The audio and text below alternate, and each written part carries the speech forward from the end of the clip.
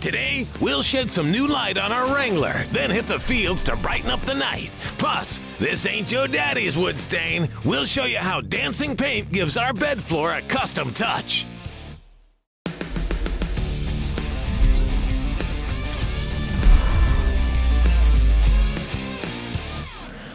Glad you could join us this week on Truck Tech, and we've got some pretty cool stuff lined up for you. That's right. We've rolled our 2009 Jeep JK Wrangler back into the shop, and there's a couple upgrades that we have left to do. And now that the F100 is painted and partly assembled, I'm going to show you guys a different technique for staining the wood in the bed floor to match our charcoal paint. Then see if we can't get the back end of this truck together. You know, we've been thrashing pretty hard the last couple weeks on this F100. What do you say we try to get out of the shop a little bit early, maybe take that Jeep on a trail ride? Man, that sounds like fun. Maybe even test out those lights you're hiding over there. Let's do it. We brought this bone stock JK into the shop for some suspension and drivetrain upgrades a few weeks ago. And today, we're continuing on with our effort to make this Jeep a multi-purpose trail rig. We started with a 3.5-inch lift and 33-inch tires, then added a catback exhaust, cold air intake, and a programmer for a little kick in the power department. One area of the Jeep that we've yet to upgrade is the lighting. Now, these factory headlamps, they do okay, but their primary purpose is not to blind oncoming traffic. So when you get out on the trail at night, well, you don't have a very wide field of vision. So to shed a little light on the problem, we went to Rigid Industries and picked up this pile of parts. And the main event is this 50-inch Radiant Series light bar, and we're going to mount it up above the windshield with these optional brackets. Now, this particular Radiance light has a total output of 15,800 lumens and will cast a beam nearly 3/4 of a mile. So needless to say, this bad boy is pretty bright. It's made from that legendary rigid construction with a tough polycarbonate lens and an aluminum housing that also doubles as a heat sink. Now, my favorite part about the Radiance line is the backlighting. It's available in a variety of colors, and naturally we chose blue to go along with our Jeep. This 20-inch bar is going to sit on our bumper, and we also picked up a pair of their 7-inch DOT-approved LED headlamps. They'll drop right in the factory location. Now, that's plenty of light out front, but what about the back? Well, a set of their SRM backup lights will do just the trick. We also picked up a set of the brackets to go on the factory taillights. And our installation is going to start up front with these windshield brackets. There's no need to drill into your Jeep's A-pillar since these brackets use existing holes. This provided rubber strip sandwiches between the bracket and the Jeep to protect the paint. And the same procedure is repeated on the passenger side. With some assistance, the light bar slides into place and is secured. Pretty level. Yeah, what we'll have to do is we'll power this up and we'll aim it, but it looks pretty close for now. Next up are the headlights. To access them, a few trim clips and the whole grille is removed. I'll loosen a few torque screws and the retainer ring goes, releasing the headlight. For late model Jeeps, this anti-flicker module plugs right in place. It is included in their truck light headlight kit.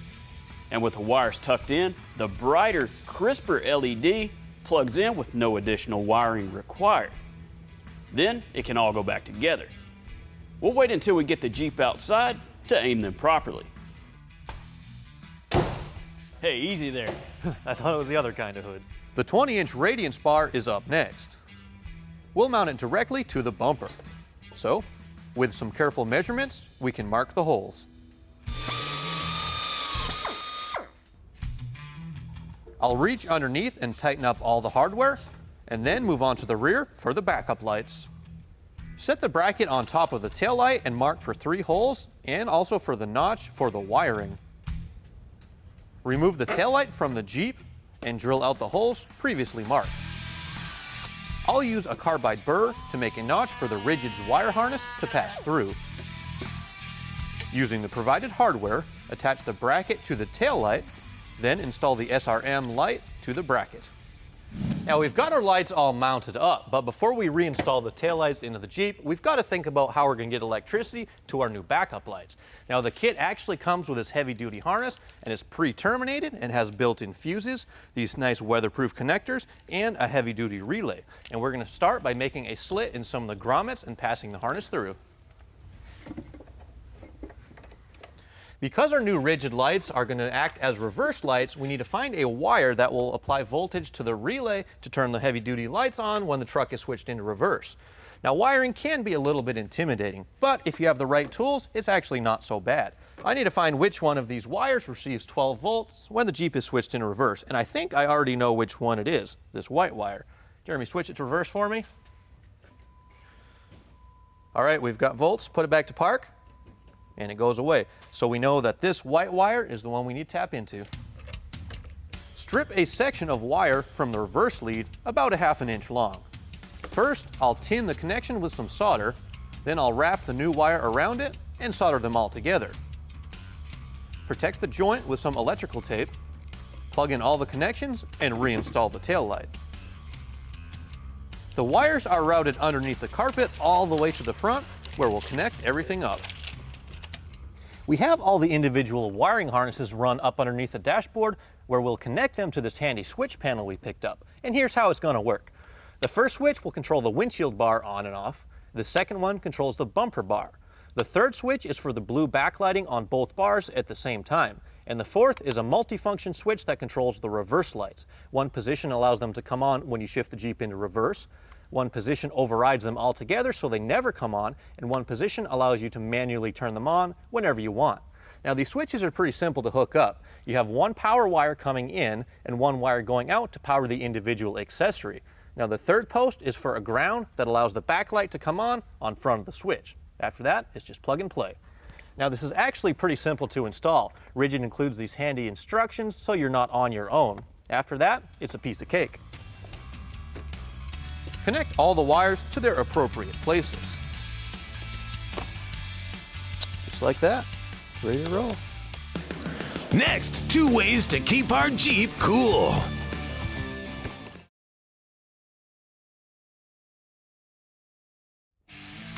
If you want an open-air experience in your hardtop 07 to 16 Wrangler, you'd have to go outside your Jeep, remove and store these freedom panels just so you can feel the sun on your face.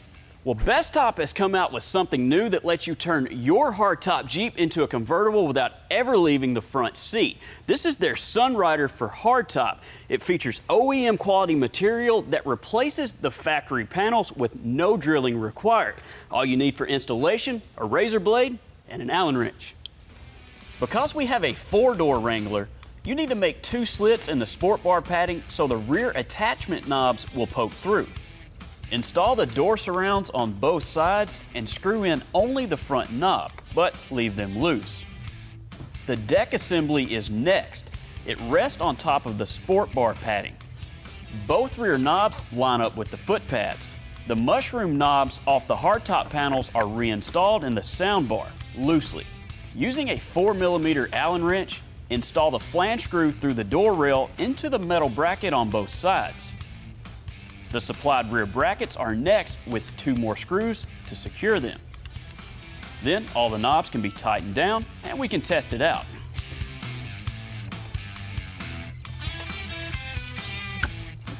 Probably the easiest top I've ever installed. It looks like out here. Oh man, that's nice. Your cooling system is the lifeblood of the engine because combustion temperatures can reach nearly 2,000 degrees. Now, for the last century or so, most gas and diesel engines use a liquid based of 50% water and 50% ethylene glycol to remove that excess heat, preventing an engine meltdown. The problem is, water boils at roughly the same temperature that most engines operate, and by nature can cause corrosion and electrolysis, which over time can kill your cooling system's thermal efficiency. This is Evans' high-performance, waterless engine coolant, and it's the only coolant available on the market that doesn't contain any water. So, at your engine's operating temperature, it won't boil, and there's zero risk of a vapor barrier forming between the coolant and your engine's metal. Now, our Jeep is going to spend some time on the trail. It'll be slower speeds for potentially long periods of time. So we're going to swap out that 50-50 with Evans, and we have a cool tool to show you how to do it. To evacuate all the water from the system, we borrowed this Molly multiple coolant exchange machine you'd find at your local repair shop. But if you're doing this at home, you can use your shop vac to do the same thing by opening up the block drains and blowing out all the water, like they did in engine power a while back. This machine uses your vehicle's battery and a small electric pump to push out the old coolant and replace it with new. First, the upper radiator hose is removed, and the machine is connected with adapters and hoses plugged in. We'll fill a container with Evans prep fluid, which is designed to flush all the antifreeze out. It attaches to the machine, and the process begins. When the fluid coming out turns from pink to clear, you know there is no 50-50 left in the system. Now I can fill a second container with Evans Waterless, connect it, and repeat the process. After that, we'll start the Jeep and let it run for a while, then we'll check the water content in the system. We should have very little. If everything's good, we'll take the Jeep out for a test drive. To verify, a litmus test is done to check for any leftover water content. Light green means we're good to go, and we can button it back up. One thing to keep in mind, if you're out on the trail and bust a hose and some Evans leaks out, avoid the urge to top it off with water. That will reduce its effectiveness. The nice thing is about Evans waterless coolant, it'll last the lifetime of your engine, and there's no more flushing and no more changing. Ahead, a different twist to adding color to wood.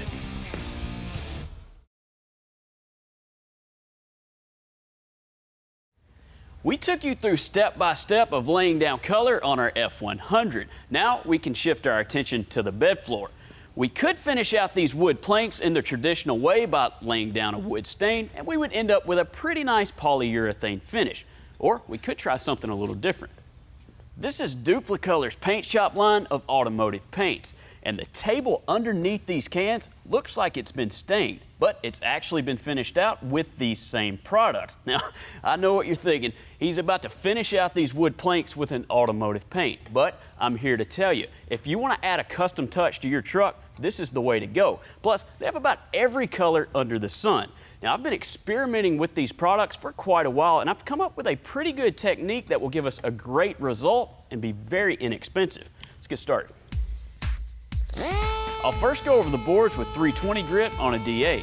We want to ensure that they're good and flat and that our paint will have good adhesion to the wood. I'll make sure the boards are clean. Then run over them with a tack rag to pick up any dirt, and we're ready to lay down some base. The Paint Shop Finish system is a lacquer-based paint that you can shoot right out of the can. No reducer required. I chose mineral gray.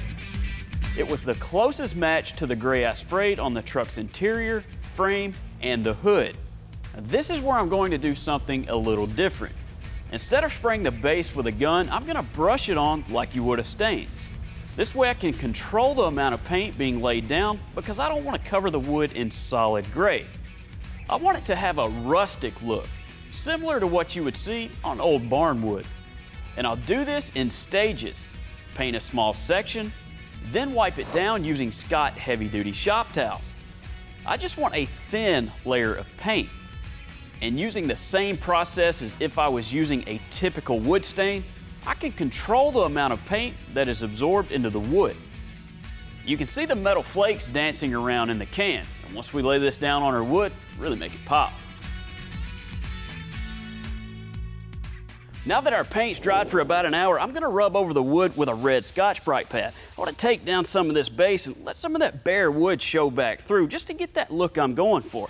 Now, keep in mind, you can do anything you want here. These are all just small custom touches to get a unique look. So don't be afraid to play around with it a little bit. Try different types of paint brushes. You can spray it out of a paint gun. You can even use candy paints and, well, just let your imagination go with it. It's endless what you can do. And hey, if you mess it up, no big deal. Paint it again and keep at it. To top coat our wood, I'm using Dupli-Color's matte finish clear coat. Let's give the inside of our bed a nice clean look.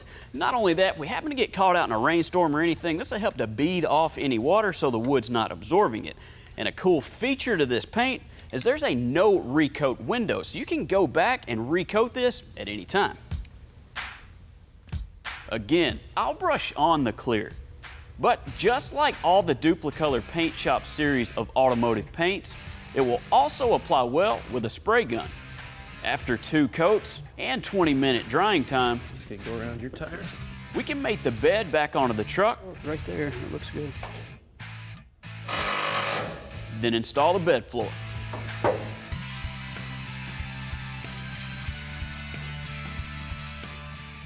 Our wood turned out really nice. And that just shows you can think out of the box a little bit. You don't have to use a wood stain, just basically whatever your imagination can come up with. Like we used this automotive paint from Dupli-Color and got a really nice finish. Also used the matte clear, and that kind of breaks up the gloss we've got going on everywhere and just gives us a little bit of a custom touch. Next, the Wrangler goes for a spin. Hold on. That was close.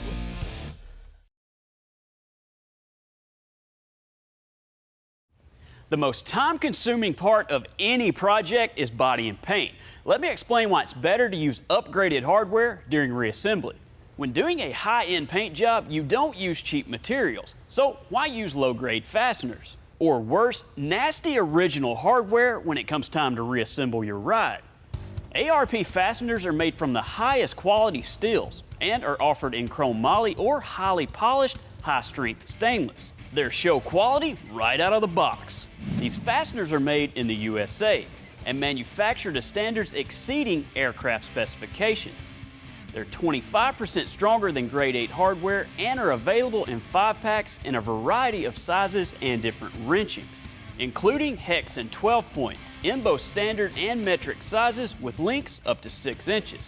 ARP has the strength and appearance you need, whether it's for your daily driver, a race truck, or an old hot rod. We've installed Monster transmissions before, like their SS Extreme 4L80 in Project White Noise. Now you can build your own with a Monster in a Box transmission rebuild kit. This one is for a Turbo 400. It includes all the parts you need, like gaskets, O-rings, and seals, as well as red Alto race clutches and choline steels. Everything you need to turn many popular automatic transmissions into a beast, and it'll save you a ton of money over having one professionally rebuilt. Check out monstertransmission.com. Finding the right brake combination for your truck has never been easier. This is PowerStop's one-click Z36 brake kit for extreme truck and tow applications. One part number gets you a full set of their thermal scorch pads for fast break-in, rotors which feature bevel-drilled holes and rounded slots, and powder-coated calipers. Together, they provide 30% more friction than stock brakes, and testing has shown they're far more resistant to fade. Check out PowerStop.com for your set. Performance of an exhaust system is just as important as the acoustic feedback it provides when accelerating or shifting through the gears. This F-150 sports Borla exhaust's most aggressive sounding muffler the law will allow. It's the ATAK series, and that stands for Acoustically Tuned Advanced Kinetics. This stainless steel catback features a 3-inch inlet and dual 2¼ outlets. It's proudly manufactured right here in the USA. It comes with Borla's million-mile warranty. Grab yours at Borla.com. We couldn't close the day without taking our 2010 Wrangler out for a little off-road fun run. But before we hit the fields, we're going to protect our Jeep's interior with Covercraft's easy-to-install SeatSaver seat covers. We chose CARHARTT REALTREE Camo because it just plain looks cool. Custom patterned for a perfect fit, these will protect our seats from sun, dirt, and everyday work abuse. Look at that, couldn't be easier.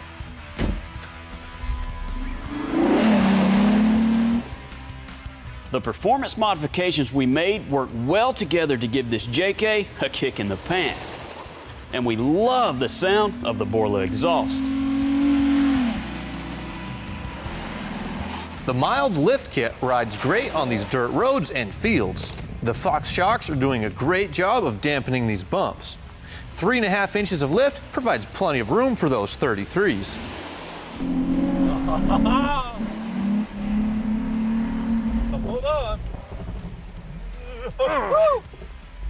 That was close. The Rigid Industries lighting package is impressive to say the least. Even at dusk, before it gets pitch black, these radiance bars light up the night. Overall, this Jeep is a capable off-road rig that'll handle mild to moderate terrain and get you to work every day in style. Oh, look. And you're driving into the rainbow. Oh, that's cute.